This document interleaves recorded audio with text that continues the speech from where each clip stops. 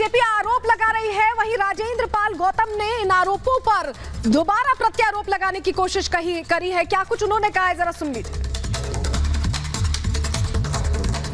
राजेंद्र पाल गौतम जी, आज आपने मंत्री पद से इस्तीफा दिया है, क्या बड़ी वजह है? क्योंकि अभी कुछ दिनों पहले बीजेपी मांग कर रही थी आपके इस्तीफे की। क्या कोई पार्टी से कोई दबाव था या नहीं, मुझे मेरी पार्टी से कोई दबाव नहीं था, लेकिन मैं इस बात से आहत हूं कि मेरे समाज के युवाओं की मूंछ रखने पर हत्या हो रही है, मंदिर में चले गए तो हत्या हो रही है, मूर्ति छू दी तो हत्या हो रही है, घड़ा छू दिया तो हत्या हो रही है।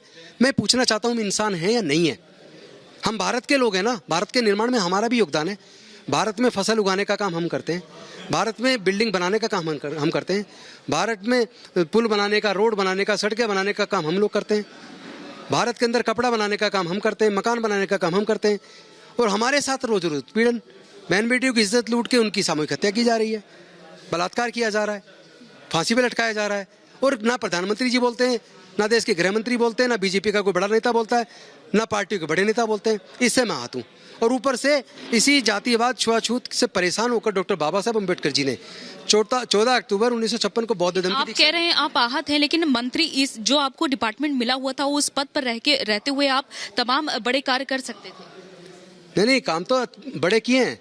दिल्ली देश का पहला राज्य बन गया है जहां सीवर में उतरने पर पूरा बैन है, और जो लोग सीवर में 1500 के लिए अपनी जान गंवाते थे, उनको आज उन सीवर मशीनों का मालिक बना दिया है। लगभग 200 मशीनें दिल्ली के अंदर आज सीवर सफाई का काम कर रही हैं।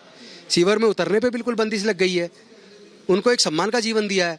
जय भीम मुख्यमंत्री प्रतिभा विकास योजना बनाकर दिल्ली के युवाओं के सपने पूरे करने के लिए, चाहे वो सिविल सर्विसेज की कोचिंग हो, जुडिशरी की कोचिंग हो, इंजीनियरिंग की, मेडिकल की, बैंकिंग, रेलवे, तमाम तरह के कॉम्पिटिटिव एग्जाम्स की कोचिंग हो, वो योजना जय भीम मुख्यमंत्री प्रतिभा विकास योजना बनाने का मौका मुझे अरविंद केजरीवाल जी ने दिया, मेरा पूरा साथ दिया। यही सवाल है कि आपको इतना बड़ा मौका मिला हुआ था और आप तमाम कार्य भी कर रहे थे, तो इस कार्य को आप आगे लेकर क्यों नहीं? इस बात से हूँ कि जिस मुद्दे पर अरविंद केजरीवाल और मेरी पार्टी का कोई लेना देना नहीं है, और दीक्षा समारोह की पूरी 2.5 घंटे की वीडियो लाइव है, कोई भी देख ले, एक शब्द किसी भी धर्म के खिलाफ नहीं बोला, किसी की आस्था को ठेस पहुंचाने की बात नहीं की।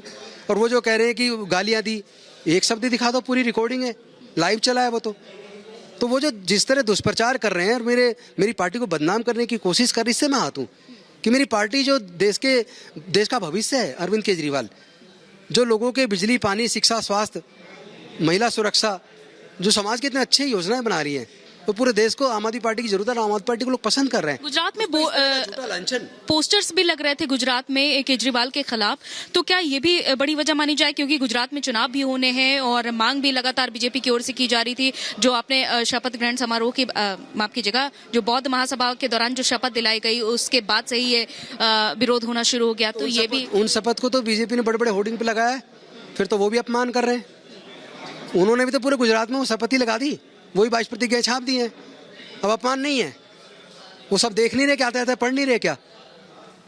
यही 22 प्रतिज्ञाएं भारत की सरकार ने, सामाजिक न्याय अधिकारिता मंत्री जी ने doctor Ambedkar life and speeches के अंदर वॉल्यूम 17 में छपवाया है। इसी भारत सरकार ने दीक्षा भूमि नागपुर के अंदर शिलापट पर यही 22 प्रतिज्ञा लगा के वहां पे लगाई हुई है। आपने लेटर में लिखा है कि मैं दुखी हूं, आहत हूं। क्या माना जाए कि आपने इस वजह से इस्तीफा दिया है कि लगातार सीएम अरविंद केजरीवाल को घेरा जा रहा था और चुनाव पर इसका बड़ा असर पड़ सकता था? अरविंद केजरीवाल को और मेरी पार्टी को बेवजह जिस तरह लांछन लगाए जा रहे हैं, उससे मैं दुखी हूं। और जिस तरह मेरे समाज की रोज हत्याएं हो रही हैं, जुल्म जाती हो रही है, कोई नेता नहीं बोलता, प्रधानमंत्री नहीं बोलते, देश के गृह मंत्री नहीं बोलते, तो मेरा मन दुखता है, इसलिए मैंने इस्तीफा दिया है।